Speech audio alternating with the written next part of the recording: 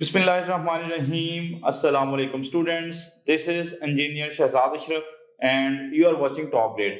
Students, आज के lecture में हम लोग न्यूक्लियर फिजिक्स के यूनिट में से एक इम्पॉर्टेंट यूनिट जो है वो डिस्कस करने जा रहे हैं, जो कि है biological and medical uses and effects of radiations. इस लेक्चर में हम लोग इंशाल्लाह कवर करेंगे कि हमें किन किन टाइप्स की रेडिएशंस का सामना है। फिर हम लोग बात करेंगे कि उन रेडिएशन, जब भी वो रेडिएशन जो हैं वो किसी भी रेडियो एक्टिव एलिमेंट से निकल रही हैं तो वो कितनी तादाद में निकलेंगी, हम उनकी एक्टिविटी की बात कर रहे होंगे। फिर हम देखेंगे उन रेडिएशन के सामने अगर कोई बॉडी आ जाए तो वो कितनी अमाउंट में रेडिएशन जो है वो एब्जॉर्ब करेगा, जिसे हम लोग आगे चल के बात कर रहे होंगे, एब्जॉर्ब डोज बोल रहे होंगे। और सिमिलरली स्टूडेंट्स, इसी तरह हर रेडिएशन जो है वो कोई खास इम्पैक्ट क्रिएट कर रही होती है जब भी वो बॉडी में फॉल कर रही है, तो वो हम जानेंगे उसके आरबी नंबर से, जो कि रिलेटिव बायोलॉजिकल इफेक्टनेस कहलाता है। आप भी पाकिस्तान भर से हजारों तलबा की तरह घर बैठे एफएससी एंड आईसीएस और एंट्री टेस्ट की कंबाइन तैयारी करके अपनी ड्रीम यूनिवर्सिटी में अपना दाखिला यकीनी बना सकते हैं। टॉप ग्रेड पाकिस्तान की वाहिद ऑनलाइन एकेडमी है जो लास्ट 7 ईयर से कंसिस्टेंट रिजल्ट्स डिलीवर कर रही है with highest success ratio. And not only this, we publish our score cards officially every year और हमारे हजारों स्टूडेंट्स के reviews, genuine reviews different platform पे जाके आप देख सकते हैं। टॉप ग्रेड पाकिस्तान की वाहिद एकेडमी है जो आपको एक्सक्लूसिव 100% मनी बैक गारंटी भी देती है। इसके अलावा टॉप ग्रेड वाहिद एकेडमी है जो आपको बेतहाशा मैचलेस फीचर्स ऑफर कर रही है, जो आपको कोई दूसरी ऑनलाइन एकेडमी तो क्या फिजिकल एकेडमी भी ऑफर नहीं करती। ना सिर्फ इतना, बल्कि टॉप ग्रेड ऐप को पाकिस्तान भर से हजारों स्टूडेंट्स, पेरेंट्स और टीचर्स का एतमाद हासिल है। अगर आप भी अपने ड्रीम मेडिकल कॉलेज या टॉप नॉच यूनिवर्सिटी में अपना दाखिला यकीनी बनाना चाहते हैं तो अभी टॉप ग्रेड ऐप डाउनलोड करें या हमारी वेबसाइट विजिट करें। And guess what, I have a great news for you. Top grade online academy आपको एफएससी एंड आईसीएस और एंट्री टेस्ट की तैयारी के लिए 88% तक स्कॉलरशिप ऑफर करती है। और फिर हम लोग इफेक्टिवली स्टडी करेंगे कि कितनी अमाउंट की रेडिएशंस जो है वो फॉल कर रही हैं और वो कितना वहां पे इम्पैक्ट क्रिएट कर रही हैं। इन दोनों को जब मिला के इकट्ठा पढ़ेंगे तो then there will be a term that is termed as equivalent dose. और स्टूडेंट्स, वीडियो के लास्ट पार्ट में we will be discussing the effects of the low level radiation and high level radiation, कि अगर लो level radiation पड़ जाए या high level radiation का आपको एक्सपोजर रहे तो आपको किन किन मसाइल का सामना रहेगा। और बिल्कुल वीडियो के लास्ट पार्ट में हम लोग पर्टिकुलरली बात कर रहे होंगे कि आप ये जो रेडियो एक्टिव एलिमेंट्स है इनसे हासिल होने वाली रेडिएशंस को एग्रीकल्चर में कैसे यूज कर सकते हो, मेडिकली कैसे यूज कर सकते हो, और ये मेडिकल में कहाँ कहाँ पर यूज हो रही है। इंशाल्लाह वो कंप्लीट डिटेलिंग जो है वो हम डिस्कस कर रहे होंगे। तो आज के लेक्चर के बारे में थोड़ा सा ये बताता चलूं कि that is quite cram based lecture. ये जो है इसमें ज्यादा इंफॉर्मेशन बेस्ड चीजें हैं। आपको जैसे आप यूजुअली न्यूज बुलेटिन सुनते हो कि भाई पेट्रोल प्राइसेस जो हैं उसमें 10 रुपए का अभी रात ही इजाफा हुआ, तो हमें समझ आ गया कि भाई पेट्रोल महंगा हो गया है और कितना इजाफा हुआ है हमें मेमोराइज करना पड़ेगा। ठीक है, तो ये लेक्चर जो है आई टोल्ड यू अर्लियर कि it is like the news bulletin. आप सुनते जाओगे, चीजें समझ आती जाएंगी, लेकिन कहीं कहीं पे कुछ टेक्निकल पार्ट्स रहेंगे, वो इंशाल्लाह आपको अच्छे तरीके से समझाने की कोशिश की जाएगी। और the important part of this lecture is कि यहाँ पे आपको जहां पे टेक्निकल पार्ट आएगा तो we will be taking some practice questions, ताकि ना सिर्फ हम उस टेक्निकल पार्ट को जो है वो समझ रहे हों, बल्कि उसको अप्लाई करके we will be having the better understanding for that concept. और इंटरेस्टिंग कहानी कि मैंने यहाँ पर जो ज्यादातर क्वेश्चंस रखे हैं बच्चों वो पास्ट पेपर से रखे हुए हैं, ताकि साथ ही साथ में आपकी पास्ट पेपर की प्रैक्टिस भी होती रहे। तो आइए आज का लेक्चर जो है वो स्टार्ट करते हैं। तो सबसे पहला जो आज हम लोग कवर करने जा रहे हैं बेटे वो है अबाउट के रेडिएशन एक्सपोजर, हमें किन किन रेडिएशंस का सामना है।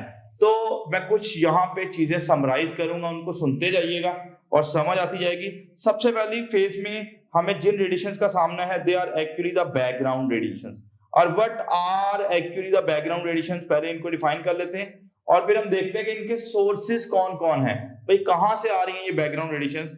तो बेटे अगर मैं अभी जिस रूम में मौजूद हूं जहां पे मैं रिकॉर्डिंग कर रहा हूं, अगर मैं यहाँ पर भी कोई रेडिएशन डिटेक्टर रख दूंगा, लाइक आपने जीएम काउंटर पढ़ा हुआ है, गीगर म्यूलर काउंटर, अगर मैं यहाँ पे रखूंगा ना तो वो आपको कोई ना कोई रीडिंग जो है वो शो कर रहा है, हालांकि इस रूम के अंदर कोई रेडियो एक्टिव सोर्स मौजूद नहीं है। तो भाई फिर वो रेडिएशंस कहां से आ रही हैं? खैर इन रेडिएशंस को हम बैकग्राउंड रेडिएशंस बोल रहे हैं, ठीक है। जैसे यहाँ पे मैं रिकॉर्डिंग करवा रहा हूँ तो कुछ लोग जो हैं वो स्क्रीन के सामने नहीं है, मेरे साथ कुछ लोग काम कर रहे हैं, they are behind the screen, but उनका रोल बड़ा इंपॉर्टेंट है, ठीक है, उनके बगैर ये रिकॉर्डिंग पॉसिबल नहीं है। तो इसी तरह बैकग्राउंड रेडिएशंस क्या है, हमें उनका सामना तो करना पड़ रहा है। जैसे आप लेक्चर सुन रहे हो, लेक्चर आप तक पहुंच तो रहा है, बट यहाँ पे कौन कौन से कॉजेज हैं जिनके जरिए यहाँ तक पहुंचा, उनको हमें जो है वो रियलाइज करना बड़ा जरूरी है। तो बैकग्राउंड रेडिएशन भी इसी तरह है कि इस रूम में अगर रेडिएशन डिटेक्टर लगा दें तो यहाँ पे कोई रेडियो एक्टिव सोर्स मौजूद नहीं है, बट स्टिल वो आपको रीडिंग जो है वो शो कर रहा है। तो इन रेडिएशंस को हम बैकग्राउंड रेडिएशंस बोलते हैं। बच्चों you can see the definition कि what are actually the background radiation. When a Geiger tube is used in any environment, मतलब कहीं भी आप रखोगे, it records radiations even when the radioactive source is nowhere near it. मैंने आपको वही कहानी बताई कि भाई जब सोर्स करीब कोई रेडियोएक्टिव सोर्स नहीं भी होगा फिर भी हमें रेडिएशंस देखने में मिलेंगी। और बच्चों ये रेडिएशन है बैकग्राउंड रेडिएशन। अब सवाल ये है कि what are the actually causes of these background radiations, या हम सोर्स बोल सकते हैं कि भाई ये कहां से आ रही हैं। अगर मैं सोर्स ऑफ बैकग्राउंड रेडिएशंस की बात करूं तो सबसे पहले हमारे पास जो सोर्स है दैट इज कॉस्मिक रेज, जो कि कहां से आ रही हैं, दो चीजें याद रखिएगा। ये जो कॉस्मिक रेज हैं ये बेसिकली आ रही हैं स्टूडेंट्स कहां से, आउटर एटमॉस्फेयर से आ रही हैं, ठीक है। आपको पता है CFCs या ह्यूमन एक्टिविटीज की वजह से ओजोन जो है वो डिप्लीट हो रही है, और ओजोन की डिप्लीशन की वजह से हमारे तक हार्मफुल रेडिएशन आ रही हैं, और जिनमें एक रेडिएशन जो है वो कॉस्मिक रेज है। अब ये कॉस्मिक रेज में सर क्या क्या होता है, तो स्टूडेंट्स याद रखिएगा इन कॉस्मिक रेज के अंदर मौजूद हैं कुछ high energy electromagnetic waves, okay, high energy electromagnetic waves, और प्लस में स्टूडेंट्स कुछ चार्ज पार्टिकल्स भी होते हैं, ठीक है, सिर्फ वेव नहीं है, इसके अंदर चार्ज पार्टिकल्स भी हैं। तो खैर ये जो रेडिएशंस हैं students we are calling them the background radiations. तो ये तो हो गई मतलब कि कॉस्मिक रेज की कहानी हो गई। अब इसके अलावा आप सब लोगों ने पढ़ा हुआ है कि भाई जमीन के अंदर जो है वो बहुत तरह के रेडियो एक्टिव एलिमेंट्स जो है वो मौजूद हैं। उन रेडियो एक्टिव एलिमेंट्स की वजह से भी हमारे तक रेडिएशन जो है वो पहुंच रही है, ठीक है। तो दूसरा सोर्स जो बैकग्राउंड रेडिएशंस का है वो है radio active elements present in the earth crust. भाई अर्थ क्रस्ट के अंदर जो रेडियो एक्टिव एलिमेंट मौजूद हैं वो भी सोर्स है बैकग्राउंड रेडिएशंस का। तो सबसे पहले तरह की रेडिएशन जिनका हमें सामना है वो है बैकग्राउंड रेडिएशंस, ओके। अच्छा स्टूडेंट्स, इसके अलावा अगर हम लोग वेरियस टाइप के बिल्डिंग मटेरियल्स की बात करें तो बहुत सारे बिल्डिंग मटेरियल्स ऐसे होते हैं जिनमें रेडियो एक्टिव एलिमेंट्स जो है मौजूद होते हैं, और वो खास तौर पे रेडॉन गैस जो है वो एमिट कर रहे होते हैं। और रेडॉन के बारे में याद रखिएगा इसका एटॉमिक नंबर 86 है, और आपने पढ़ा था 82 के बाद यानी लेड के बाद के जो एलिमेंट हैं वो यूजुअली अनस्टेबल होते हैं और वो खुद को स्टेबल करने के लिए रेडिएशन जो है वो एमिट करते हैं। तो रेडॉन जो है that is not a stable element, ये एक रेडियो एक्टिव एलिमेंट है। तो हमारी बिल्डिंग्स की अगर हम लोग बात करें तो बिल्डिंग्स में मैंने बताया जो बिल्डिंग मटेरियल है that contains a small amount of radioisotope and that is radon। तो ये वाली बात मैंने यहाँ पे लिख दी, मैंने कहा एक दफा स्टडी भी करते जाएं। मैंने building materials contain small amount of radioactive isotopes और radioactive radon gas enters the buildings from the ground, यानी उन रेडियोएक्टिव एलिमेंट्स होने की वजह से हमें रेडॉन गैस का एक्यूमुलेशन जो है वो मिलेगा। अब ये जो रेडॉन गैस है ये अक्सर जो है वो रूम्स में ट्रैप हो जाती है, और मैंने बताया रेडॉन रेडियो एक्टिव है। जब ये रूम्स में ट्रैप हो जाएगी, बिल्डिंग में ट्रैप हो जाएगी, तो डेफिनेटली ये खुद को डिके कर रही होगी और रेडिएशन एमिट कर रही होगी, and that radiations could be quite harmful, हमारे लिए काफी खतरनाक साबित हो सकती हैं।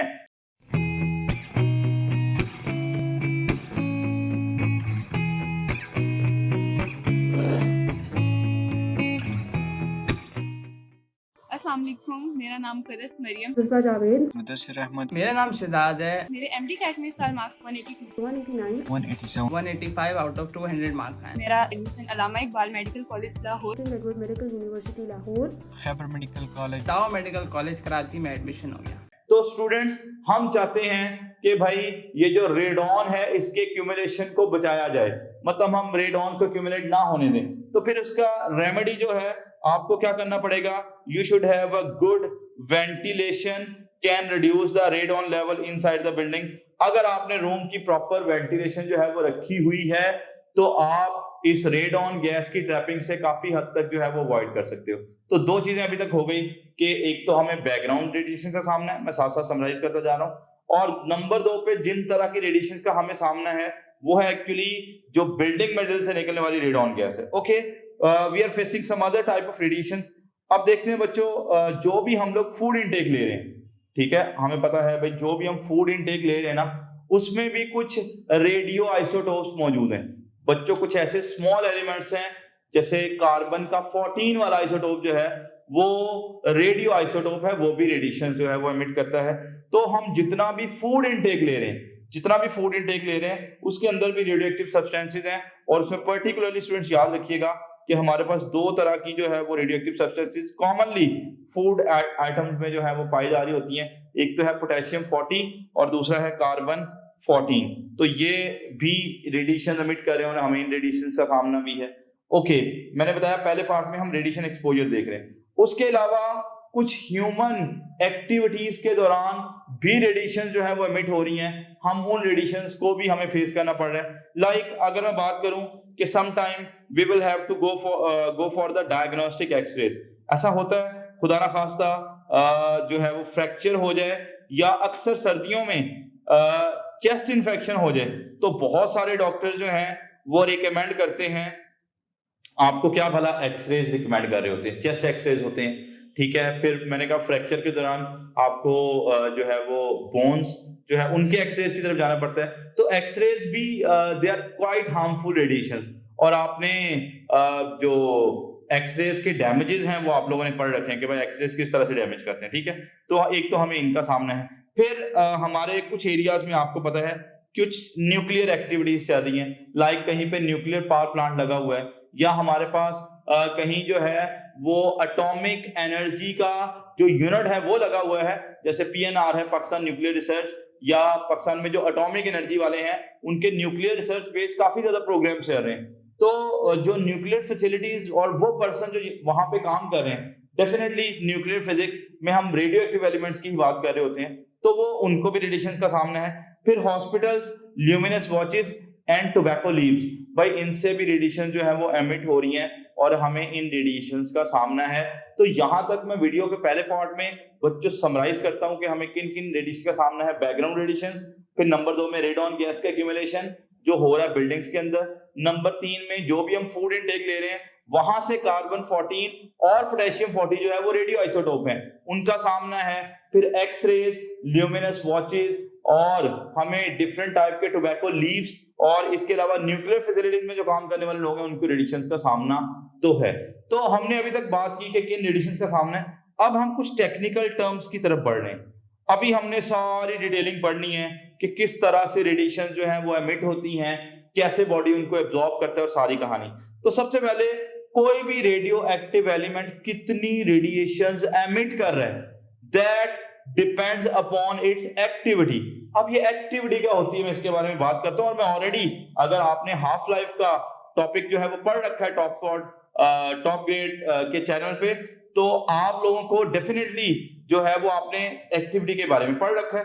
तो स्टूडेंट्स, अगर हम लोग बात करें एक्टिविटी की, तो एक्टिविटी क्या है पहले पार्ट में देखते हैं। The strength of radiation source is indicated by its activity measured in becquerel. मैं थोड़ा सा आगे चल के बताऊंगा कि एक्टिविटी का जो ऐसा यूनिट है वो बैक्यूरल है। फिलहाल ये बात हो रही है कि कोई भी रेडियो एक्टिव एलिमेंट कितनी अमाउंट में रेडिएशन एमिट करेगा वो डिपेंड करेगा उसकी एक्टिविटी। अब ये एक्टिविटी क्या होती है, मैंने डेफिनेशन लिख दी, the number of decaying atoms per unit time. अगर आप ये देख लो ना कि टाइम के साथ साथ कितने नंबर ऑफ एटम जो हैं वो डिके हो रहे हैं, और डेफिनेटली अगर टाइम के साथ साथ ज्यादा नंबर ऑफ एटम डिके हो रहे होंगे तो हर डिके के दौरान रेडिएशन निकल रही है। अगर ज्यादा नंबर ऑफ एटम जो है वो डिके हो रहे हैं तो इट मींस एक्टिविटी भी ज्यादा है, और एक्टिविटी ज्यादा होने का मतलब है रेडिएशन भी ज्यादा अमाउंट में निकल रही है। तो क्वाइट सिंपल स्टोरी कि कितनी रेडिएशन निकल रही है that depends upon the activity, and the activity is number of decaying atom पर यूनिट टाइम। अच्छा, आप स्टूडेंट्स ये पास पेपर में क्वेश्चन भी आए हुए हैं, उसने एक्टिविटी के आपसे यूनिट्स पूछे हुए हैं कि एक्टिविटी को मेजर करने के यूनिट्स क्या है। तो नंबर 1 में याद रखिएगा, इसका एक यूनिट जो है वो बैक्यूरल है। बैक्यूरल इसका एसआई यूनिट है।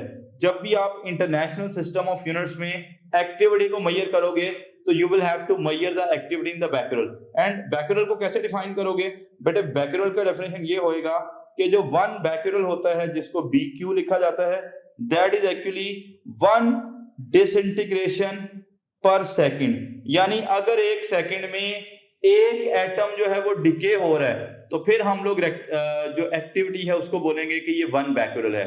बट समटाइम क्या होता है, कुछ एलिमेंट बहुत तेजी से डिके हो रहे होते हैं, तो उसके लिए फिर बैक्यूरल जो है वो अच्छा यूनिट नहीं है। We will have to go with some suitable unit. तो जब भी रेडियो एक्टिविटी की बात करेंगे तो क्यूरी फैमिली का जिक्र जरूर आएगा। तो students another unit is curie, और क्यूरी के बारे में याद रखिएगा कि जो 1 क्यूरी है ना वो किसके बराबर है, मैं आपको बता देता हूं। 1 क्यूरी जो है वो 3.7 multiply by 10 raise to power 10 disintegrations per second. यानी अगर 1 सेकंड में इतने एटम्स टूटे, 3.7 मल्टीप्लाई बाय 10 की पावर 10 डिसइंटीग्रेशन पर सेकंड, तो फिर हम लोग एक्टिविटी को क्या बोलेंगे? क्यूरी। और क्यूरी जो है वो ज्यादा बेहतर यूनिट है उन एलिमेंट्स के लिए जिनका हाफ लाइफ टाइम बड़ा कम है, जो बड़ा तेजी से डिके हो रहे होते हैं। इट मींस यहाँ पे आपको एक समझ आई बात कि जो 1 क्यूरी है स्टूडेंट्स, एक्चुअली जो 1 क्यूरी है वो बराबर है स्टूडेंट्स 3.7 मल्टीप्लाई बाय 10 की पावर 10, और डिसइंटीग्रेशन पर सेकंड को ही तो हम लोग क्या बोलते हैं? बैक्यूरल बोलते हैं। तो स्टूडेंट्स बैक्यूरल क्यूरी कितने बैक्यूरल्स के बराबर होता है ये भी इंपॉर्टेंट है। और फिर हमारी बात हुई कि आर्टिफिशियल रेडियो एक्टिविटी के ऊपर रदरफोर्ड ने काफी ज्यादा काम किया। तो रदरफोर्ड जो है वो भी एक यूनिट है एक्टिविटी का, और आपको याद रखना है कि जो 1 रदरफोर्ड है, ठीक है स्टूडेंट्स, 1 रदरफोर्ड जो है वो बराबर होता है किसके भला? 10 raise to power 6 disintegration per second. यानी अगर 1 सेकंड में हमारे पास 10 रेज़ टू पावर 6 एटम्स जो हैं, 1 मिलियन एटम्स जो हैं वो टूट रहे हैं 1 सेकंड में, तो फिर हम लोग बोलेंगे कि रदरफोर्ड है। तो एक रदरफोर्ड अगर पूछा जाए कितने बैक्यूरल के बराबर होगा तो 10 रेज़ टू पावर 6 बैक्यूरल्स के बराबर होगा। तो खैर अभी तक देखा कि किसी भी रेडियो एक्टिव एलिमेंट को देखना है कितनी अमाउंट में रेडिएशन एमिट कर रहा है, तो we will have to check its activity. हमें एक्टिविटी चेक करना पड़ेगी। अब स्टूडेंट्स मान लो एक रेडियो एक्टिव सोर्स से रेडिएशन जो है वो निकल रही है और कोई बंदा उन रेडिएशंस के सामने आ गया है, तो वहां पर एक टर्म इंट्रोड्यूस होगी जिसे हम बोलेंगे एब्जॉर्ब डोज। तो अभी जो नेक्स्ट टर्म आ रही है वो क्या है? एब्जॉर्ब डोज है। मान लो स्टूडेंट्स हमारे पास कोई भी ये रेडियो एक्टिव सोर्स है, मतलब यहां से मैं कहता हूं ये रेडिएशन निकल रही है, ठीक है, मान लें ये रेडिएशन है बच्चों, और इनके सामने कोई भी हमने ऑब्जेक्ट रख दिया। लेट्स सपोज एक पर्सन जो है उसका एक्सपोजर हो गया इन रेडिएशंस के लिए। तो जब ये रेडिएशन पर्सन पे पड़ेंगे तो फिर हम एक टर्म इंट्रोड्यूस करवा रहे हैं जिसे क्या बोल रहे हैं? Absorb dose. बेटे एब्जॉर्ब डोज क्या है? ये जो पर्सन है कितनी एनर्जी एब्जॉर्ब करेगा उन रेडिएशन से, कितनी एनर्जी एब्जॉर्ब होगी पर यूनिट मास, उस एनर्जी एब्जॉर्ब पर यूनिट मास को हम लोग बोलेंगे एब्जॉर्ब डोज। तो डेफिनेशन आपके सामने स्क्रीन पे आ रही है कि एब्जॉर्ब डोज जिसे DO से डिनोट किया जाता है, ये क्या है? This is actually the energy absorb by ionising radiation per unit mass. यानी जब भी रेडियो एक्टिव एलिमेंट के सामने कोई भी ऑब्जेक्ट आएगा तो उन रेडिएशंस की वजह से वो ऑब्जेक्ट जो है वो कितनी एनर्जी अब्सॉर्ब करेगा। अगर हम उस एनर्जी को मास से डिवाइड कर दें तो जो टर्म इंट्रोड्यूस हो रही है that is called the absorb dose. तो एब्सॉर्ब डोज अगर मैं आपके लिए लिखूं तो ये बेसिकली बनेगी स्टूडेंट्स क्या भला? एनर्जी पर यूनिट मास। सही है, दो चीजें, जितनी एनर्जी एब्सॉर्ब हुई और वो जो सामने एक्सपोजर हो रहा था जिस चीज का उसका मास कितना है, और इसको यूजुअली E/M लिखा जाता है, ठीक है। E stands for that energy और M हम लोग स्टैंड कर रहे होंगे किसके लिए भला? मास के लिए। तो ये तो एब्सॉर्ब डोज का फॉर्मूला आ गया, ठीक है स्टूडेंट्स। लेकिन अभी हमने एब्सॉर्ब डोज के यूनिट की तरफ बढ़ना है, क्योंकि हम अगर पास्ट पेपर के क्वेश्चन उठा के देखें तो ये जो इफेक्ट्स ऑफ रेडिएशन है यहाँ से यूनिट्स के क्वेश्चन जो है वो काफी ज्यादा दफा जो है वो बने हुए हैं। तो आइए हम लोग क्या करते हैं, एब्सॉर्ब डोज के यूनिट्स की तरफ चलते हैं। My name is Dr. Muazzam Manzoor, medicine is my profession and teaching is my passion.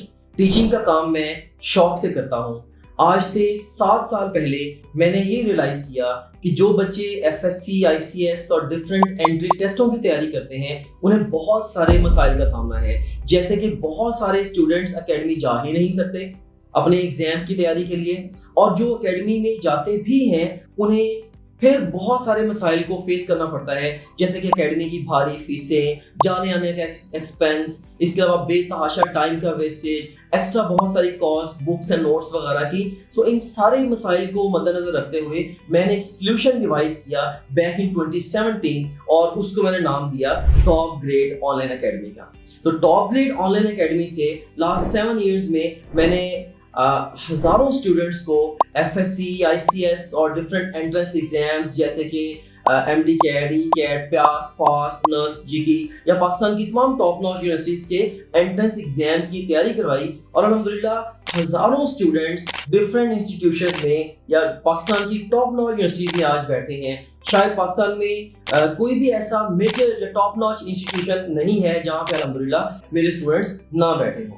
So top grade it really work. Top grade ने वाकई ये 7 साल काम करके मुझे रियलाइजेशन हुई कि बहुत सारे स्टूडेंट्स के प्रॉब्लम्स जो कि अनसॉल्व थे टॉप ग्रेड से पहले, उन्हें जेन्युइनली सॉल्व किया है। अगर आप भी चाहते हैं कि आप भी अपनी ड्रीम यूनिवर्सिटी में दाखिला ले सकें और आप भी हमारे हजारों स्टूडेंट्स की कम्युनिटी के अंदर शामिल हो सकें, तो अभी टॉप ग्रेड ऐप डाउनलोड करें या हमारी वेबसाइट विजिट करें।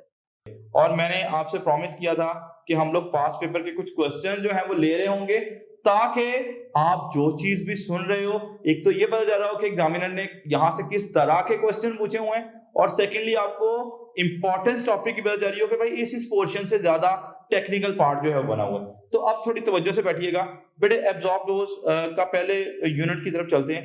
पहला यूनिट जो है जिसे हम बोलते हैं गरे, ये इसका ऐसा यूनिट है। चले मैं इसका पहले आपको ऐसा यूनिट बता रहा हूं। एब्जॉर्ब डोज का जो ऐसा यूनिट है वो है गरे, ठीक है। गरे जो है ये इसका ऐसा यूनिट है, उसे GY से हम लोग लिखते हैं हमेशा, ठीक है। इसे हम लोग GY से लिखते हैं 1 गरे को। ये इसका ऐसा यूनिट है। अब ये गरे क्या होता है बच्चों, जल्दी से एब्जॉर्ब डोज का फॉर्मूला देखो। हमने अभी एब्जॉर्ब डोज का फॉर्मूला पढ़ा, क्या था? एनर्जी पर यूनिट मास। अगर बेटे कोई भी बॉडी 1 जूल की एनर्जी जो है वो एब्जॉर्ब करे और उसका मास कितना हो, 1 kg हो, तो तब एब्जॉर्ब डोज को हम लोग क्या बोलेंगे? 1 गरे बोलेंगे। तो 1 गरे जो है वो एक्चुअली याद कर लें स्टूडेंट्स, जो 1 गरे है वो किसके बराबर होता है? That is equal two joule पर किलोग्राम। 1 गरे जो है वो बराबर होता है जूल पर किलोग्राम, और एब्जॉर्ब डोज का जो SI यूनिट है वो गरे है। और अगली बात याद कीजिएगा बच्चों, इसका एक ओल्ड यूनिट भी है। There are some old units for that absorb dose, जिसे हम बोलते हैं रैड। रैड जो है ये एक एब्रीविएशन है, अगर ये एक्रोनिम है। अगर आप इसका फुल फॉर्म देखेंगे ना रैड का, तो वो मैं आपको बताता हूं। ये जो रैड है that stands for the radiation absorbed dose. Radiation absorbed dose, ये इसका फुल फॉर्म है। अच्छा, अब रैड और गरे दोनों का आपस में रिलेशन पता होना चाहिए। समटाइम हमें क्या करना पड़ेगा? रैड को ग्रे में कन्वर्ट करना पड़ेगा, ग्रे को रेड में कन्वर्ट करना पड़ेगा। तो आपको पहली बात ये याद रखनी है कि जो 1 रैड होता है स्टूडेंट्स, जो 1 रैड होता है वो बराबर होता है 0.01 गरे के, या दूसरे लफ्जों में बोलो तो जो 1 रैड है वो बराबर है, अगर मैं 2 डेसिमल राइट पे चला जाऊं तो ये बनेगा 10⁻⁻² गरे के बराबर है। भाई सही है। अब पास पेपर उठा के देखेंगे तो उसमें हमारी बुक में दिया हुआ है कि 1 रैड जो है वो इतने गरे के बराबर है, लेकिन एग्जामिनर ने क्या किया? उसने पूछा छोड़ो, ये बात बताओ कि 1 गरे जो है वो कितने रैड के बराबर है। तो यहां से अगर हम लोग 1 गरे की वैल्यू स्टूडेंट्स पता लगाएंगे तो 1 गरे की जो वैल्यू आएगी वो आ जाएगी 1/10⁻² रैड, या दूसरे लफ्जों में बोलो -2 को ऊपर ले जाए तो +2 हो जाएगा। तो इट मींस जो 1 गरे है वो 100 रैड के बराबर है। तो आपको एब्जॉर्ब डोज के दोनों तरह के यूनिट्स, उसका SI यूनिट जो कि गरे है वो भी पता होना चाहिए, और रैड और ग्रे की रैड में कन्वर्जन और रैड की ग्रे में कन्वर्जन, दोनों बातें आपको पता होनी चाहिए। इन बातों को ध्यान में रखिएगा। एब्जॉर्ब डोज आपने पढ़ ली हुई है। अब मैं एब्जॉर्ब डोज पर बेस करते हुए चंद एक क्वेश्चन जो है वो लेने जा रहा हूं।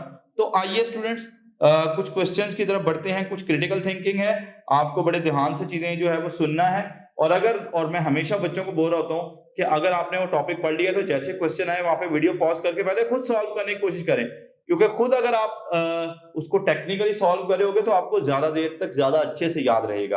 Okay, 10 joule of energy is absorbed by 10 grams of the mass from the radioactive source, the absorbed dose is. अच्छा, अब पहले तो एब्सॉर्ब डोज के तरफ चलते हैं कि भाई एब्सॉर्ब डोज जो है वो क्या होती है। तो स्टूडेंट्स हमने देखा था कि जो एब्सॉर्ब डोज होती है वो कुछ और नहीं है बल्कि वो एनर्जी पर यूनिट मास है। ऐसा ही है, एनर्जी पर यूनिट मास है, इसे हम लोग एब्सॉर्ब डोज बोल रहे हैं। लेकिन आप पहले एक चीज ध्यान कर लो कि तमाम के तमाम यूनिट्स ग्रे में लिखे हुए हैं, तमाम के तमाम यूनिट्स जो है वो ग्रे में लिखे हुए हैं। तो ग्रे मैंने आपको बताया था जूल पर किलोग्राम होता है, तो मास तो हमें किलोग्राम में थोड़ी ना दे रखा है, मास तो हमें ग्राम में दे रखा है। तो ऑब्वियसली अगर हमें सारी चीजें ऐसे यूनिट में लानी है तो हमें सारी चीजें पुट भी ऐसे यूनिट में करना पड़ेगी। तो देखो एनर्जी तो उसने हमें बता दी, परेशानी वाली बात है नहीं। स्टूडेंट्स एनर्जी हमारे पास कितनी है जो कि उसने बता दी हुई है, देखो 10 जूल मैंने लिख दिया। मास कितना है 10 ग्राम, बेटे 10 ऐसे लिखा। और आपको पता है जब भी ग्राम को किलोग्राम में कन्वर्ट करते हैं तो हम 1000 से डिवाइड करते हैं, या 1000 से डिवाइड कर लो या मेरा बेटा साथ में आप क्या लिख लो 10 की पावर -3 लिख लो, बात एक ही है। आई रिपीट कि जब भी आप ग्राम को किलोग्राम में कन्वर्ट करोगे तो you will have to divide it by 1000, या 1000 से डिवाइड कर लो या उस डिवीजन वाले 1000 को ऊपर लाओगे तो 10 की पावर -3 हो जाएगा। तो ये देखें, ये 10 और ये 10 क्या हो जाएंगे, कैंसिल हो जाएंगे। इस -3 को ऊपर ले जाएं तो हमारे पास जो फाइनली आंसर निकल के आएगा वो 10 रेज़ टू पावर +3 आएगा। और सारी चीजें चूंकि ऐसे यूनिट में पुट कर रहे हैं तो हमारा आंसर भी ऐसे यूनिट में आएगा। यू कैन सी कि हमारा जो आंसर आ रहा है वो 1000 ग्रे आ रहा है। तो इस क्वेश्चन में एक तो आपने एब्जॉर्ब डोज को किस तरह से आपने फॉर्मूला अप्लाई करना है बच्चों, वो आपने देख लिया। और सेकेंडली आपने देख लिया कि सारी चीजें ऐसे यूनिट में होनी चाहिए तभी जाके बात बनेगी। ओके स्टूडेंट्स, बढ़ते हैं आगे। ये देखें आपके पास ये पिछले साल 2023 में MD-CAT में एक क्वेश्चन आया। देखें बड़ी छोटी छोटी चीजें होती हैं जिनको आपको इग्नोर नहीं करना होता। हमने बुक में पढ़ा कि 1 रेड इतना होता है और 1 ग्रे इसके बराबर होता है। तो अब उसने बोला the relationship between gray and rad is given by 1 gray is equal to how many rads. मैं अभी आपको बता के आया, जहां पे आपको परेशान होने की जरूरत नहीं थी बेटे, मैंने बताया था कि जो 1 रेड होता है हमारी बुक में इनफैक्ट रेड दिया हुआ है लेकिन वो ग्रे पूछ रहा है। 1 रेड जो है वो किसके बराबर है, 0.01 ग्रे के बराबर है, हम सबको पता है। या आप देखो तो जो 1 रेड है स्टूडेंट्स वो बराबर है किसके, जरा रिकॉल कर लें। अगर मैं 2 डेसिमल राइट पे चला जाऊं तो 10 रेज़ टू पावर -2 ग्रे के बराबर है। लेकिन आज वो रेड को इन टर्म्स ऑफ ग्रे नहीं पूछ रहा, वो तो पूछ रहा है बताओ एक ग्रे के अंदर कितने रेड होंगे। तो बच्चों यहां से 1 ग्रे की वैल्यू निकाल लें, नो नीड टू मेमोराइज, मतलब आपको रट्टा मारने की जरूरत नहीं है। तो 1 ग्रे के लिए 10 की पावर -2 को तो जाके क्या करेंगे डिवाइड, तो 1 और -2 को ऊपर ले जाए बच्चों, +2 हो जाएगा, +2 बोले तो 100। तो आपने पढ़ा अभी कि 1 रेड जो है वो तो 0.01 ग्रे के बराबर है, लेकिन जो 1 ग्रे है वो 100 रेड के बराबर है। And this was the question from the past paper. तो यहाँ पे हमारा आंसर रहेगा 100। ओके, तो देखें पास्ट पेपर की कहानी जो है वो साथ साथ चल रही है। अगेन आपको MD-CAT पास्ट पेपर से क्वेश्चन देखने में मेरे बच्चों देखिएगा, energy radiation absorbed at the rate of 1 joule पर किलोग्राम। अब देखो वो बोल रहे रेडिएशन आ रही है, उनसे एनर्जी एब्जॉर्ब हो रही है, और कितनी एनर्जी एब्जॉर्ब हो रही है उसने बता दिया 1 जूल पर किलोग्राम।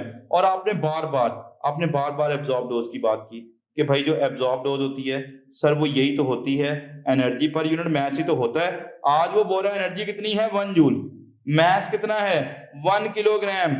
और जब भी आप एनर्जी को जूल में, मास को किलोग्राम में पुट करोगे तो एब्जॉर्ब डोज जल्दी बताओ किस में आएगी स्टूडेंट्स, ग्रे में आ जाएगी। तो जूल पर किलोग्राम को हम लोग क्या बोलते हैं, हम ग्रे बोल रहे होते हैं। लें जी, ये 2016 MD-CAT के पेपर में से क्वेश्चन, और अगेन 2011 के पेपर में से ये UHS जो हमारा पंजाब का MD-CAT का पेपर होता है उसमें से क्वेश्चन लिया गया। और क्वेश्चन को बड़े ध्यान से सुनिएगा, और ये क्रिटिकल थिंकिंग है और आपको खुद इसका आंसर जो है वो करना चाहिए। फॉर द रेडियोथेरेपी आपको पता है जो कैंसर पेशेंट्स होते हैं बेटे, खुदा ना खास्ता अगर किसी को डिफरेंट टाइप का कैंसर हो जाए तो हम उनका रेडियोथेरेपी कर रहे होते हैं, ठीक है। तो उस रेडियोथेरेपी के दौरान हम लोग क्या कर रहे होते हैं, हम लोग उनके ऊपर रेडिएशन जो है वो स्ट्राइक करवा रहे हैं। अब सवाल ये है कि for the radiotherapy a patient it is required to double the absorb dose in gray, what step must be taken. हम चाह रहे हैं एब्जॉर्ब डोज की वैल्यू डबल कर दें। देखिए थोड़ा टेक्निकल पार्ट है। अब एब्जॉर्ब डोज का फॉर्मूला देखो बच्चों। अगर आप अपने ड्रीम मेडिकल कॉलेज या पाकिस्तान की किसी भी टॉप नॉच यूनिवर्सिटी में अपनी सीट को 100% सिक्योर करना चाहते हैं, you guys must join TopGrade.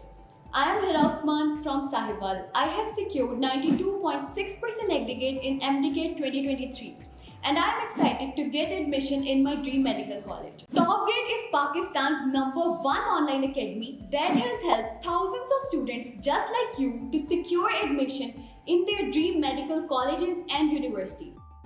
अस्सलाम वालेकुम, मेरा नाम करस मरियम है और मेरा इस साल एडमिशन अल्लामा इकबाल मेडिकल कॉलेज लाहौर में हुआ है। जो टॉप ग्रेड की जो मुझे बातें पसंद थी ना, एक उसमें रिकॉर्डेड लेक्चर्स थे, मैं रात को 12 बजे भी ऑन करती थी ना, और मैं उनकी स्पीड भी बढ़ा लेती थी, मैं 2x भी चला लेती थी उन्हें। असल में इसमें ये होता है कि इसमें वीडियो लेक्चर्स ना रिकॉर्डेड पड़े होते हैं, और वीडियो लेक्चर्स जिस बंदे ने रिकॉर्ड करवाए हुए हैं ना, उसका नाम है डॉक्टर मौज़म मंजूर, और वो भी खुद भी अल्लामा इकबाल का ग्रेजुएट है, MBBS डॉक्टर है। तो बड़े अच्छे लेक्चर्स थे वो, यकीन जाने मतलब कमाल थे वो, बहुत अच्छे कॉन्सेप्ट बनाते हैं वो स्लाइड्स के थ्रू, प्रोजेक्टर्स के थ्रू पढ़ाते थे, उसमें एनिमेशंस भी उन्होंने डाली होती थी, उनको टेबल्स वगैरह बना के, फ्लो चार्ट्स बना के, वो चीज़ों को ना आपके दिमाग में बिल्कुल फिक्स कर देते थे, और आपको ना ड्यूरिंग लेक्चर रिकॉर्ड करने की ज़रूरत नहीं होती थी। TopGrade is the brainchild of Dr. Mozam Manzoor, who is a medical doctor and a passionate teacher. I am Dr. Mozam Manzoor. Medicine is my profession and teaching is my passion. I have developed TopGrade app so as to make your exam preparation easier, enjoyable and affordable. So what are you guys waiting for? Visit topgrade.pk and sign up free to get up to 100% scholarship for online preparation of FSC, MDCAT, ECAT, NUST, NUMS, AKU, PAS, FAST and GK entrance exams. Dose हमारी double हो जाए तो definitely आप देख रहे हो जो absorb dose है उसका एनर्जी एब्जॉर्ब के साथ क्या रिलेशन है, डायरेक्ट है। तो जो एब्जॉर्ब डोज तभी डबल होएगी जब आप जो स्ट्राइकिंग एनर्जी है उसको भी क्या कर दोगे, एब्जॉर्ब्ड एनर्जी को भी क्या कर दोगे, डबल कर दोगे।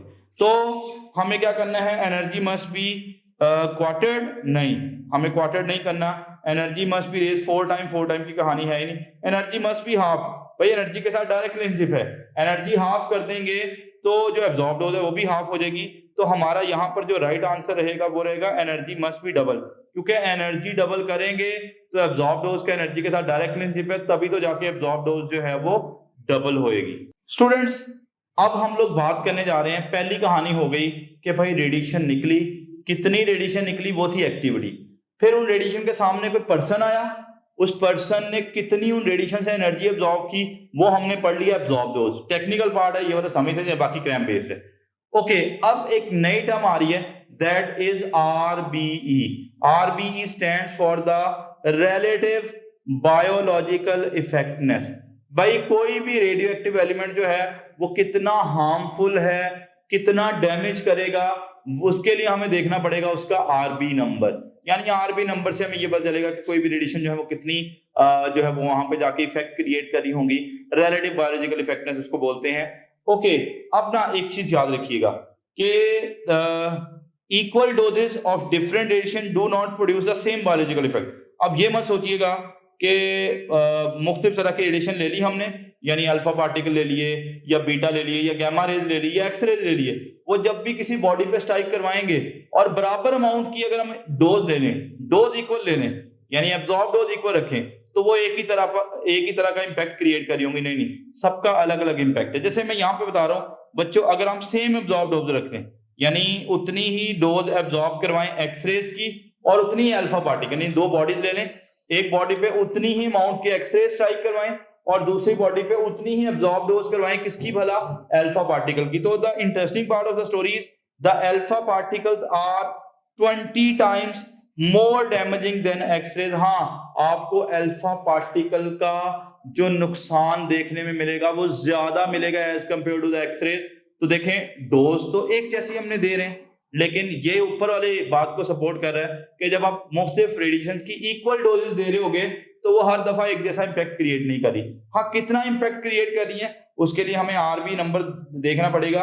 और यहाँ पे बच्चों मैंने एक टेबल जो है वो पैच कर दिया है जहां पे आपको मुख्तलिफ चीजों के आरबीई नंबर जो है वो लिखे हुए मिलेंगे। और बाद औकात ऐसे न्यूमेरिकल्स आ जाते हैं जिनमें आरबी नंबर गिवन नहीं होता, तो आपको इस टेबल से पहले आरबी नंबर जो है वो याद करना पड़ेगा और फिर चीजें सॉल्व करना पड़ेंगी। ओके, अच्छा, अब एक तो ये हो गया कि कौन सी रेडिएशन आ रही है और कितना इंपैक्ट क्रिएट कर रही है, वो अलग अलग है, हर रेडिएशन का अलग अलग इंपैक्ट है। लेकिन एक और इंपॉर्टेंट बात है स्टूडेंट, याद रखिएगा कि रेडिएशन बॉडी के किस पार्ट पे आके फॉल कर रही है वो भी इंपॉर्टेंट है। जैसे मैं बात करूं कि अगर हमारे पूरे बॉडी पे न्यूट्रॉन जो है वो स्ट्राइक कर रहे हो तो पूरे बॉडी को इतना इंपैक्ट नहीं करेंगे एज कंपेयर्ड अगर वो हमारी आईज पे स्ट्राइक कर रहे हैं। तो जो न्यूट्रॉन्स हैं they are particularly more damaging to the eyes as compared to the other parts of the body. यानी बात करने का मतलब बताऊं क्या है, बात को समराइज कर लेते हैं बच्चों कि भाई जब रेडिएशन आएंगी कितना इंपैक्ट क्रिएट करेंगी, दो चीजें डिसाइड करेंगी। एक तो कौन सी रेडिएशन आ रही है, हर रेडिएशन का अपना आरबीई नंबर होता है, और दूसरा बेटे वो रेडिएशन बॉडी के कौन से पार्ट पर आके फॉल कर रही हैं, दैट आल्सो मैटर्स। तो यहाँ पे मैंने लिख दिया, अगर आपसे पूछा जाए कि जो न्यूट्रॉन्स है वो पर्टिकुलरली मोर डैमेजिंग है किसके लिए भला, they are more damaging to the eyes. ठीक है, तो इस स्लाइड में आपने मुख्तलिफ चीजों के आरबी नंबर याद करने हैं और थोड़ा रिलेटिव। अब दो चीजें होगी, कितनी एनर्जी एब्जॉर्ब हुई और उसकी वजह से कितना नुकसान हुआ, ये आरबी नंबर है। अगर हम इन दोनों को इकट्ठा स्टडी करना चाहते हैं तो फिर एक नई टर्म इंट्रोड्यूस हो रही है और इसके बाद हम क्वेश्चंस के सिलसिले की तरफ जाएंगे। अच्छा, जो नई टर्म इंट्रोड्यूस हो रही है that is the equivalent dose. अच्छा बच्चों, इक्विवेलेंट डोज में हम क्या स्टडी करेंगे, एक तो देखेंगे कितनी रेडिएशन एब्जॉर्ब हुई और दूसरा वो आके उन्होंने कितना इफेक्ट किया, यानी उसका आरबी नंबर भी स्टडी कर रहे होंगे। तो इक्विवेलेंट डोज क्या है, अगर हम दो चीजों को मल्टीप्लाई कर लें स्टूडेंट्स, किस किस को सर मल्टीप्लाई कर लें, the product of absorb dose and RBE of the kind of radiation being absorb. यानी आपको पता है हर रेडिएशन का अलग आरबी नंबर होता है। तो अगर हम दो चीजें देख लें कि कितनी अमाउंट में रेडिएशन आके एब्जॉर्ब हुई, एब्जॉर्ब डोज हुई, एब्जॉर्ब डोज होती है एनर्जी पर यूनिट मास, और उसको मल्टीप्लाई करते हैं किससे भला, आरबी नंबर से, तो तब हमारे पास एक नई टर्म निकल के आ रही है जो कि है इक्विवेलेंट डोज। तो ये इक्विवेलेंट डोज का बच्चों यहाँ पे आपको फॉर्मूला लिखा हुआ मिलेगा, लेकिन आप इसको थोड़ा अमेंड करके भी लिख सकती हो क्योंकि अच्छा इस फॉर्मूले में सुन लें तीन बड़ी इंपॉर्टेंट बातें। वो आपको कोई सी दो चीजें दे देगा और तीसरी पूछ लेगा, या तो एब्जॉर्ब डोज और आरबी देके इक्विवेलेंट डोज पूछेगा, या इक्विवेलेंट डोज एब्जॉर्ब डोज देके आरबी पूछेगा, या इक्विवेलेंट डोज और आरबी देके एब्जॉर्ब डोज पूछेगा, कुछ भी पूछ सकता है, लेकिन कभी कभार वो अमेंड करेगा। देखिएगा इक्विवेलेंट डोज तो मैं ऐसे लिख रहा हूं स्टूडेंट्स, आप सब लोग जानते हो कि हम लोग एब्जॉर्ब डोज की जगह पे क्या लिख सकते हैं, एनर्जी पर यूनिट मास भी लिख सकते हैं। तो यहां से एक नया अमेंड होके फॉर्मूला आ गया, क्योंकि बाज़ औक़ात बच्चों वो इक्विवेलेंट डोज दे देगा और वो एब्जॉर्ब डोज नहीं पूछ रहा होगा, वो तो एनर्जी पूछ रहा होगा, बताओ कितनी एब्जॉर्ब हुई है। तो फिर हमें डेफिनेटली जो है वो बात करना पड़ेगी किसकी भला, एब्जॉर्ब डोज को लिखना पड़ेगा in terms of energy and mass. तो ये भी अमेंडेड फॉर्मूला भी याद कर लें। अच्छा स्टूडेंट्स, अब यूनिट्स इसके स्टडी कर लें, और यूनिट स्टडी करने के बाद आप लोगों को क्या करना है, आपको कुछ इंपॉर्टेंट न्यूमेरिकल की तरफ पढ़ना है। आइए हम लोग जो है वो यूनिट स्टडी करते हैं कि इक्विवेलेंट डोज के यूनिट्स जो हैं वो क्या होंगे। ओके, इसके पहले तो एसआई यूनिट की तरफ चलते हैं। बेटे पहले इक्विवेलेंट डोज का फॉर्मूला लिख लें। जो इक्विवेलेंट डोज होती है वो होती है क्या भला, absorb dose multiply by RBE. अच्छा स्टूडेंट्स, एब्जॉर्ब डोज आपको पता है हमेशा किसमें मैयर होती है, ग्रे में मैयर होती है। ये मैंने ग्रे लिख दिया, और आरबी का कोई यूनिट नहीं है, वो बताते खुद नंबर है। तो अगर हम आरबी नंबर को तो आरबी ही बोलते हैं, अगर एब्जॉर्ब डोज को ग्रे यानी एसआई यूनिट में लिख दें तो जो इक्विवेलेंट डोज है वो भी एसआई यूनिट में आएगी, और इक्विवेलेंट डोज के जो एसआई यूनिट है वो सीवर्ड है। इक्विवेलेंट डोज के एसआई यूनिट जो है वो सीवर्ड है। और स्टूडेंट्स अभी जो मैं बात करने जा रहा हूं दैट इज रियली इंपॉर्टेंट। अब सुन लो मेरा बेटा कि मैं यहाँ पे बात को दोबारा से जो है वो एलेबोरेट करने की कोशिश करता हूँ। भाई इक्विवेलेंट डोज जो है उसका फॉर्मूला क्या है, absorb dose multiply by RBE. अब मेरी बात को बड़े ध्यान से सुनिएगा ताकि आगे आने वाले न्यूमेरिकल्स को आप सॉल्व कर पाओ। अगर आप एब्जॉर्ब डोज को एसआई यूनिट में पुट कर दो, स्टूडेंट्स एब्जॉर्ब डोज के एसआई यूनिट हैं ग्रे, तो अगर आप एब्जॉर्ब डोज को ग्रे में पुट कर दो तो जो इक्विवेलेंट डोज है वो भी एसआई यूनिट में आएगी, और इसके जो एसआई यूनिट है बच्चों वो सिवर्ट है, जिन्हें एसवी लिखा जाता है। तो अगर एब्जॉर्ब डोज ग्रे में पुट करोगे तो इक्विवेलेंट डोज सिवर्ट में आएगी, पहली बात। लेकिन स्टूडेंट्स मैं दोबारा से चाहूंगा कि यहाँ पे मैं फॉर्मूला लिखूं इक्विवेलेंट डोज का। जो इक्विवेलेंट डोज होती है वो होती है absorb dose multiply by RBE. अच्छा आप याद करो, हमने एब्जॉर्ब डोज का एक और यूनिट पढ़ा था। सर बिल्कुल पढ़ा था, हमने एब्जॉर्ब डोज का एक यूनिट रैड भी पढ़ा था। तो रैड क्या इसका एसआई यूनिट है? नहीं बेटे, रैड जो है वो इसका एसआई यूनिट नहीं है। तो अगर हम एब्जॉर्ब डोज को रैड में पुट कर दें, यानी एसआई यूनिट में ना पुट करें, तो क्या इक्विवेलेंट डोज एसआई यूनिट में यानी सिवर्ट में आएगी? नहीं। तो फिर जो इक्विवेलेंट डोज है वो एक नए यूनिट में आएगी जिसको हम बोलेंगे रैम। तो बच्चों याद कर लो, अगर आपने एब्जॉर्ब डोज जो है वो किस में पुट कर दी? रैड में पुट कर दी, तो जो इक्विवेलेंट डोज आएगी स्टूडेंट्स वो याद रखिएगा किस में आएगी? रैम में आएगी। और थोड़ा सा कन्वर्जन बता दो रैम की, आपको याद कर लेना है जो 1 रैम है वो किसके बराबर है? 1 रैम जो है वो बराबर है 0.01 सीवर्ट के, या दूसरे लफ्जों में बोलो तो यहां से जो 1 सीवर्ट की वैल्यू आएगी वो 100 रैम के बराबर आ जाएगी। Why students love टॉपग्रेड? नंबर 1, अब हमारे वीडियो लेक्चर्स की हेल्प से कभी भी और कहीं भी किसी भी टॉपिक के कॉन्सेप्ट्स को निहायत आसानी से बहुत शॉर्ट टाइम में बिल्ड कर सकते हैं। नंबर 2, अब आपको लेक्चर नोट करने की बिल्कुल जरूरत नहीं है, क्योंकि टॉपग्रेड आपको प्रोवाइड कर रहा है प्लेबल स्लाइड्स, जिनकी हेल्प से आप अपने घंटों के लेक्चर को बहुत शॉर्ट टाइम में रिवाइज कर सकते हैं। और अगर एग्जाम करीब हो तो आप अपने किसी भी सब्जेक्ट के पूरे सिलेबस को बहुत शॉर्ट टाइम में रिवाइज कर सकते हैं। नंबर 3, टॉपग्रेड ओनली ऐप है जिसकी हेल्प से आप किसी भी टॉपिक के तमाम पास पेपर्स का टेस्ट क्रिएट कर सकते हैं, और ना सिर्फ इतना बल्कि आप उनके सॉल्यूशंस भी देख सकते हैं, और एग्जाम्स का मोर देन 60% इन्हीं पास पेपर्स से आता है। नंबर 4, टॉपग्रेड आपको प्रोवाइड करता है पाकिस्तान का सबसे बड़ा और ऑथेंटिक क्वेश्चन बैंक, जिसकी हेल्प से आप जब चाहें, जैसे चाहें और जितने चाहें टेस्ट क्रिएट कर सकते हैं। और अगर टेस्ट सॉल्व करते हुए आपका कोई क्वेश्चन रॉन्ग होता है तो आप उसका सोल्यूशन भी देख सकते हैं। नंबर 5, आप डेली बेसिस पे अपने डाउट्स को हर टीचर के साथ व्हाट्सएप पर लाइव डिस्कस कर सकते हैं। नंबर 6, आप अपने ऑनलाइन सेशन के दौरान अगर किसी भी पॉइंट पे अपनी तैयारी को इवेल्युएट करना चाहते हैं तो टॉपग्रेड आपको प्रोवाइड कर रहा है 20 FLPs। टॉपग्रेड FLPs की बेस्ट बात ये है कि टॉपग्रेड हर FLP के बाद आपको प्रॉपर डिस्कशन प्रोवाइड करता है। नॉट ओनली दैट, टॉपग्रेड हर FLP के बाद आपको ये बताता है कि आप किन सब्जेक्ट्स, किन चैप्टर्स और किन टॉपिक्स में वीक हैं, ताकि आप उन टॉपिक्स पे ज़्यादा फोकस कर सकें। Number 7, Topgrade offers you custom study schedule as per your need. Number 8, Topgrade app में आपको मिलेंगे best guidance lectures which already have inspired thousands of students. Number 9, progress report की हेल्प से आप किसी भी पॉइंट पे अपनी तैयारी को एनालाइज कर सकते हैं और इसे मजीद बेहतर बना सकते हैं। नंबर 10, अगर आप कोई फिजिकल एकेडमी ज्वाइन करते हैं तो आपको सेल्फ स्टडी के लिए मिलेंगे 4 to 6 आवर्स, लेकिन अगर आप टॉपग्रेड से ऑनलाइन प्रिपरेशन करते हैं तो आपको सेल्फ स्टडी के लिए मिलेंगे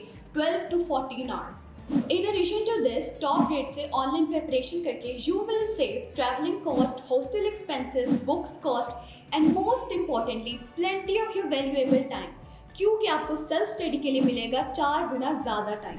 So what are you guys waiting for? Visit topgrade.pk and sign up free to get up to 100% scholarship for online preparation of FSC, MDCAT, ECAT, NUST, NUMS, AKU, PIAS, FAST and GK entrance exams.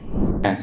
अब देखो आप answer को ध्यान से देखो, सारे answer किसमें लिखे हुए हैं? जूल में, यानी ऐसे यूनिट में लिखे हुए हैं। इट मींस आपको इस फॉर्मूले के अंदर जितनी की जितनी चीजें पुट करनी है वो सारी ऐसा यूनिट में पुट करनी है। अच्छा अब देखो एनर्जी, पहले राइट साइड को मैं सॉल्व करता हूँ। बेटे एनर्जी तो हमने पता लगानी है, इसको ऐसे ही लिख लेते हैं। मैथ हमें गिवन है उस बंदे का, यू कैन सी 80 kg। देखें ऐसा यूनिट में मैथ्स का यूनिट kg होता है तो सही है, लिखा हुआ है। RB नंबर दिया हुआ है 10। अब देखो बच्चों यहां से एनर्जी तभी निकल कर आएगी जब आप इक्विवेलेंट डोज की वैल्यू पुट करो। सर वो दी हुई है, पुट कर देते हैं, लेकिन बच्चों ध्यान से देखो इक्विवेलेंट डोज की कितनी वैल्यू दी हुई है? 400 रैम। क्या मैं रैम में ही पुट कर दूं? नहीं सर, आप रैम में पुट करोगे तो ये तो ऐसा यूनिट नहीं है, तो आंसर ऐसा यूनिट में तो नहीं आएगा। याद करो जरा, इक्विवेलेंट डोज का एसआई यूनिट क्या है? इक्विवेलेंट डोज का एसआई यूनिट सीवर्ट है, रैम नहीं है। तो पहले तो ये देख लो कि हमें वैल्यू दी हुई है कितनी भला? 400 रैम। मैं इसको पहले इक्विवेलेंट डोज को सॉल्व कर लूं आपके लिए। बेटा ये है 400 रैम है, ओके पहले तो रैम को सीवर्ट में कन्वर्ट करो। आप अभी पढ़ के आए हो जो 1 रैम होता है वो 0.01 सीवर्ट के बराबर होता है, या दूसरे लफ्जों में बोलो तो मैंने आपको बताया था कि जो 1 रैम है वो 10⁻⁻² सीवर्ट के बराबर होता है। -2 की वजह से 2 जीरो हटाओगे तो आपका आंसर आएगा 4 सीवर्ट। मैंने इक्विवेलेंट डोज को रैम से सीवर्ट में कन्वर्ट कर लिया। क्यों सीवर्ट में कन्वर्ट किया? क्योंकि मेरा बेटा हमें आंसर एसआई यूनिट में लाना है तो हमें इक्विवेलेंट डोज भी एसआई यूनिट में पुट करना पड़ेगी। तो अब इक्विवेलेंट डोज की वैल्यू पुट कर दें। देखें इक्विवेलेंट डोज की वैल्यू कितनी पुट कर रहे हैं 4 सीवर्ट में। लें जी स्टूडेंट्स ये 0 और 0 कैंसिल हो जाएगा, 8 को इधर मल्टीप्लाई करें तो यहां से जो एनर्जी का आंसर आएगा वो 8 मल्टीप्लाई बाय 4 कितना हो जाएगा 32। और क्योंकि सारी चीजें एसआई यूनिट में पुट की हैं लिहाजा एनर्जी का आंसर भी एसआई यूनिट में आएगा जो कि बनेगा 32 जूल्स। देखें आपको जो मैंने स्टोरी बताई और ये मैंने खुद से सवाल नहीं लेके आया बेटे, ये पास पेपर में आया हुआ है और आपको इसके टेक्निकल पार्ट को समझना पड़ेगा। इसमें 2 इंपॉर्टेंट चीजें थी। एक तो आपको पता होना चाहिए कि आप एब्जॉर्ब डोज की जगह पे एनर्जी पर यूनिट मैथ लिख सकते हो, और फिर दूसरी कहानी थी कि सारी चीजें ऐसा यूनिट में पुट करेंगे तो आंसर भी ऐसा यूनिट में आएगा। और इक्विवेलेंट डोज का ऐसा यूनिट रैम नहीं है, उसने रैम में दिया हुआ था तो पहले कन्वर्ट करो सीवर्ट में। स्टूडेंट्स अब एक और क्वेश्चन लेते हैं जो कि बेस कर रहा है किस पे भला, इक्विवेलेंट डोज पे। हमने पिछला सवाल बड़े अच्छे से समझा और अभी हम लोग बात करने जा रहे हैं about the equivalent dose, another question from the equivalent dose. और ये भी उसी टाइप का है। देखें you are given with the RBE number जो कि हमारे पास कितना है 10 है, और हमें इक्विवेलेंट डोज दे रखी है बच्चों कितनी भला 400 रैम की, और हमें एब्जॉर्ब डोज जो है वो पूछी हुई है। तो you should just tick two the basic कि भाई जो इक्विवेलेंट डोज होती है स्टूडेंट्स वो होती है क्या भला, एब्जॉर्ब डोज मल्टीप्लाई बाय आरबीई। अब एक मजे की बात आपको नजर आ रही है कि एब्जॉर्ब डोज के सारे आंसर्स ग्रे में लिखे हुए हैं बच्चों, और एब्जॉर्ब डोज का एसआई यूनिट भी ग्रे ही है तो सही है। लेकिन अगर आप एब्जॉर्ब डोज को एसआई यूनिट यानी ग्रे में लाना चाह रहे हो तो आपका इक्विवेलेंट डोज का यूनिट भी एसआई में ही होना चाहिए। अब आरबी नंबर तो उसने दे दिया बेटे, मैं आरबी नंबर की जगह लिखने लगा हूं 10 नहीं बल्कि कितना, हाँ बल्कि 10 ही दिया हुआ है बिल्कुल। अच्छा इक्विवेलेंट डोज देखो बेटे कितनी दी हुई है, इक्विवेलेंट डोज कितनी है 400 रैम। तो क्या रैम जो है वो इक्विवेलेंट डोज का ऐसा यूनिट है? नहीं। तो अगर मैं एब्जॉर्ब डोज रैम में पुट करूंगा, सॉरी इक्विवेलेंट डोज रैम में पुट करूंगा तो मेरी एब्जॉर्ब डोज कभी भी ग्रे में नहीं आएगी। आपको इक्विवेलेंट डोज को एसआई यूनिट यानी सीवर्ट में पुट करना पड़ेगा। तो एक काम करो स्टूडेंट्स, आप पहले तो कन्वर्ट कर लो। 400 रैम है और 1 रैम जो होता है वो सबको पता है कि वो किसके बराबर होता है 0.01 सीवर्ट के बराबर होता है। तो देखो मैंने 1 रैम की जगह सीवर्ट लिख दिया, ये आ गई हमारे पास एब्जॉर्ब डोज और ये आ गया बच्चों 10। तो आप ये 2 डेसिमल इधर जाओगे तो ये -2 कैंसिल होकर इधर आएगा 4, और यहाँ पे आ गया एब्जॉर्ब डोज मल्टीप्लाई बाय बच्चों कितना आ गया 10, और यहाँ से एब्जॉर्ब डोज की वैल्यू पता लगाओगे तो वो 4/10 यानी कितनी आ जाएगी 0.4 आएगी। और मजे की बात, चूंकि आपने सारी चीजें ऐसे यूनिट में पुट की हैं, कैसे पता चला, हमें रैम में दी हुई थी इक्विवेलेंट डोज लेकिन मैंने उसको सीवर्ट में कन्वर्ट कर दिया, और जब मैं सारी चीजें ऐसे यूनिट में पुट करूंगा तो मेरा एब्जॉर्ब डोज का यूनिट भी ऐसा यूनिट में आएगा जो कि ग्रे होगा। ओके स्टूडेंट्स, एक आखिरी सवाल की तरफ बढ़ते हैं और फिर हम कुछ मेडिकल और इसके जो एग्रीकल्चर में यूज हो रहा है हम उनकी तरफ बढ़ेंगे। An alpha particle from the natural radioactive source of RBE number has 10 has an equivalent dose of 20 sievert. The person having a mass of 40 kg, the energy that is absorbed by alpha particle. अच्छा ये सवाल कदरे आसान है। पहले तो देखो हमें formula use करना है इक्विवेलेंट डोज वाला। स्टूडेंट्स जो इक्विवेलेंट डोज होती है वो होती है absorbed dose multiply by RBE. Absorb dose multiply by RBE. अच्छा अब देखिएगा जो इक्विवेलेंट डोज है स्टूडेंट्स वो हमें दे रखी है कितनी है 20 सीवर्ट, और इंटरेस्टिंग बात बताऊं क्या है, सीवर्ट यानी ऐसा यूनिट में दी हुई है। अच्छा एब्जॉर्ब डोज की जगह पे हम क्या लिखेंगे, एनर्जी पर यूनिट मैस। अब देखो एनर्जी तो हमें कैलकुलेट करनी है और मैस हमें उस पर्सन का दे रखा है, यू कैन सी 40 kg, तो मैस की जगह 40 kg लिख दें। आरबी नंबर हमें दे रखा है 10, यहाँ से हमने क्या पता लगानी है एनर्जी, सारी चीजें ऐसे यूनिट में पुट करें तो एनर्जी भी ऐसे यूनिट में आएगी। तो ये 0 और 0 कैंसिल हो जाएंगे, इसको इधर ले जाओ तो जो हमारे पास जो एनर्जी की वैल्यू निकल कर आएगी बेटे that comes out to be 80 joule. So 80 joule will be our right answer. देखें कभी कभार आपको you will not have to go with the conversions, आपको ऐसे यूनिट में वैल्यू दी होंगी और आपको ऐसा ही में ही कैलकुलेट करना पड़ेगी। What makes Top Grade Pakistan's most trusted online academy? Top Grade is offering its online preparation to more than 2 lakh students in 150 plus cities with a Google rating of 4.7 out of 5. Top Grade app की help से आप किसी भी physical academy के comparison में 10 times better preparation कर सकते हैं, वो भी 75% लेस फी में. Top Grade has produced more than 4,000 doctors, engineers and IT professionals. Now I will introduce you to our toppers. Meet Ramesh Salman from Islamabad. He has obtained second position in MDK 2022, securing 196 marks out of 200. He is doing his MBBS from Aga Khan University. Meet Radia Waheed from Jehlam. She obtained fourth position in MDK 2022, securing 194 marks out of 200. She is a student of King Edward Medical University. Meet another top grader, Mehroz Ismail from Burewala. She secured fourth position in MDK 2020. She achieved an impressive score of 193 out of 200. She is currently studying at King Edward Medical University. Meet brilliant top grader Muhammad Ali from Sargodha. He secured a seat in NUST, one of the leading universities of Pakistan. अब मैं आपको मिलवाती हूँ माहीन खालिद से, जिनका ताल्लुक आज़ाद कश्मीर से है. She also secured her admission in NUST. You can also be our next topper. So what are you guys waiting for? Visit topgrade.pk and sign up free to get up to 100% scholarship for online preparation of FSC, MDCAT, ECAT, NUST, NUMS, AKU, PAS, FAST and GK entrance exams. इसका मतलब है ये समझ में आ गई बात कि background radiation का ज्यादा तादाद में आना डेफिनेटली हार्मफुल होगा, वो स्किन बर्न कॉज करेगा और 3 सीवर तक अगर ये वैल्यू पहुंच जाती है तो ये स्किन बर्न कॉज करेगी. ठीक है, फिर अगली बात आपको याद करनी है कि कुछ पर्सन ऐसे हैं जो न्यूक्लियर फैसिलिटीज में काम करें, लाइक कोहोटा रिसर्च लेबोरेटरीज में काम करें, PNR जो पाकिस्तान न्यूक्लियर रिसर्च प्रोग्राम चल रहा है, या एटॉमिक एनर्जी के मुख्तलिफ जो प्रोजेक्ट चल रहे हैं वहां पे जहाँ पे न्यूक्लियर फैसिलिटीज में काम करें, उन पर्सन का वीकली टेस्ट किया जाता है. और अगर उनके लिए उनकी जो वीकली जो इक्विवेलेंट डोज है वो 1 मिलीसीवर्ट या उससे कम आ रही है तो फिर वो मानते हैं कि ये सेफ डोज है. और अगर ये 1 मिलीसीवर्ट से ज्यादा हो जाए वीकली इक्विवेलेंट डोज तो फिर उस पर्सन को छुट्टी पे भेज दिया जाता है, क्योंकि उसको रेडिएशन एक्सपोजर जो है वो ज्यादा हो चुका है, जो कि ज्यादा हार्मफुल हो सकता है बच्चों. और अगली बात है कि वो पर्सन जो माइंस में काम कर रहे हैं उनके लिए कंसीडर की जाती है 1 मिलीसीवर्ट जो है वो नॉर्मली सेफ वैल्यू कंसीडर की जाती है, ये याद कर लें. और फिर एक आखिरी बात है कि भाई अल्फा और बीटा पार्टिकल डैमेज तो करते हैं, लेकिन जो अल्फा पार्टिकल है उनका डैमेज तब तक ज्यादा नहीं होता जब तक वो हमारे बॉडी में एंटर ना हो जाए. ठीक है, लाइक हम कोई ऐसा टैबलेट ले रहे हैं जिसके अंदर कोई अल्फा जो रेडिएशन वाला रेडियोएक्टिव एलिमेंट मौजूद है, तब वो हमारे लिए बड़ा नुकसानदेह. अगर एयर में अल्फा पार्टिकल हैं तो फिर उसने ये बता रखा है. और फिर बीटा पार्टिकल में उसने बताया हुआ है कि they can cause the redness and source on the skin. ये बड़ी आसान बातें. ओके स्टूडेंट्स, अब ना 2 इंपॉर्टेंट बातें, और ये भी पास पेपर में सवाल आया हुआ, मैं भी रेफरेंस दूंगा इसका इंशाल्लाह.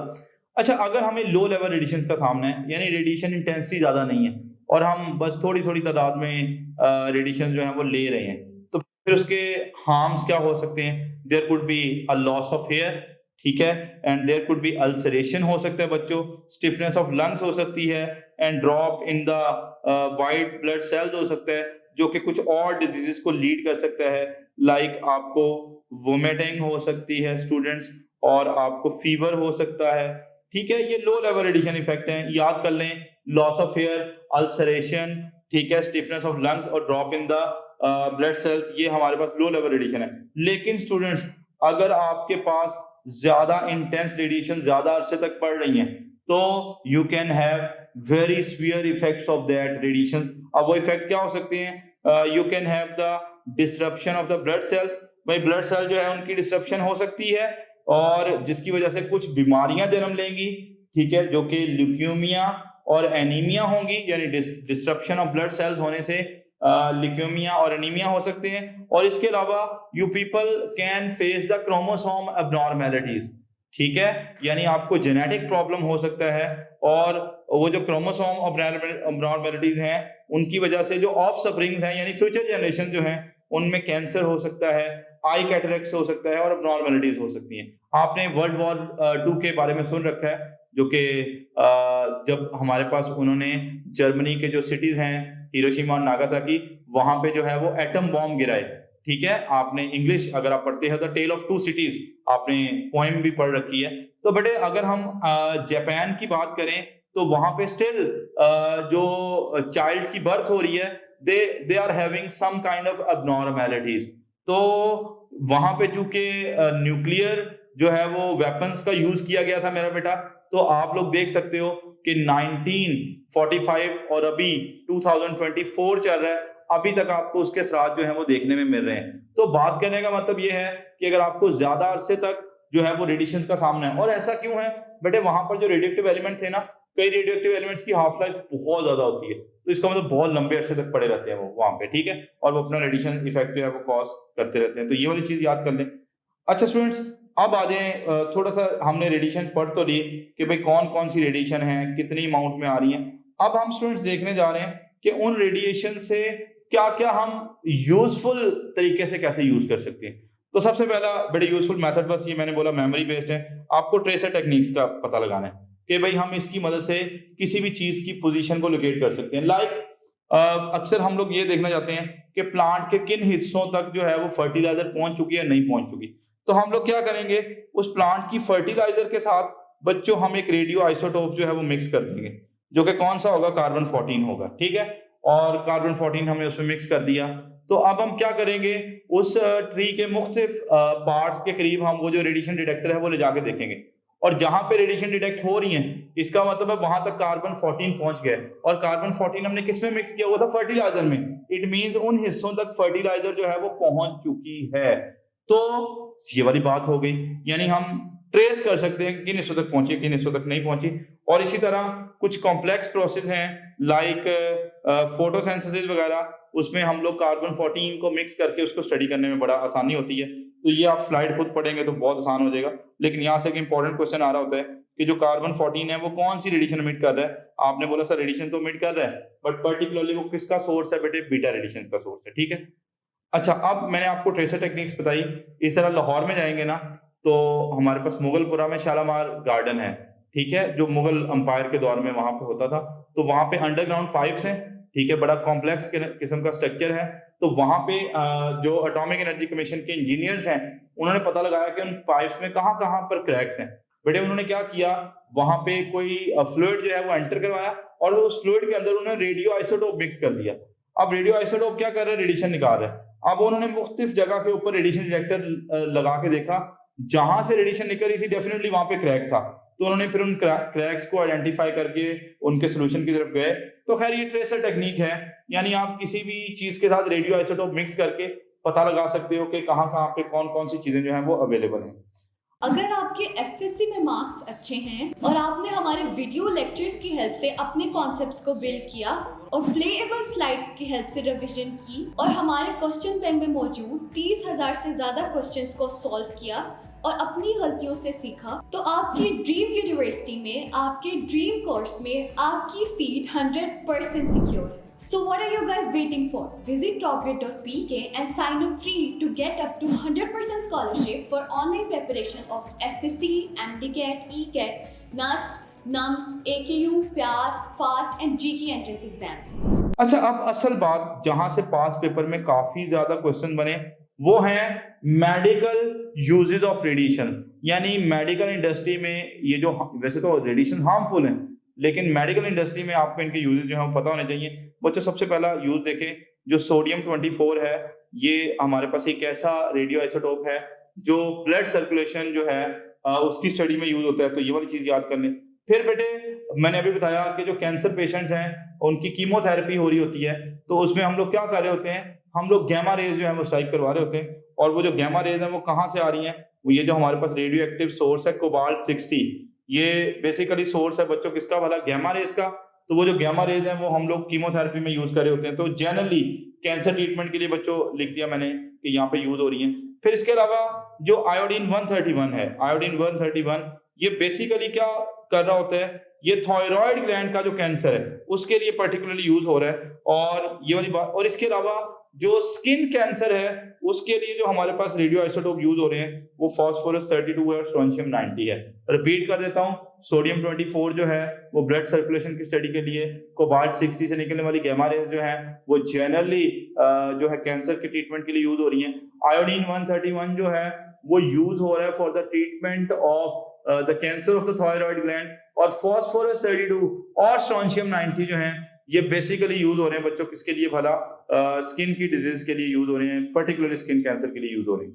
तो students, this is all about the biological and medical effects of the radiations, और पास पेपर में जो है वो काफी ज्यादा इसमें से क्वेश्चन जो है बने हुए हैं। उम्मीद है आपको आज का लेक्चर जो है वो पसंद आया होगा, और इसकी आप टॉप ग्रेड की वेबसाइट जो है वहां पे ऐप पे जाएंगे तो वहां पे बच्चों इसकी प्रैक्टिस जरूर कीजिएगा, ताकि जितनी ज्यादा प्रैक्टिस करें आपको चीजों को मेमोराइज करने में उतनी आसानी हो। इंशाल्लाह और लेक्चर के साथ हाजिर होंगे। अल्लाह हाफिज। You can also download TopGrade app from Google Play Store or App Store. Visit www.topgrade.pk. For more information, contact the given numbers.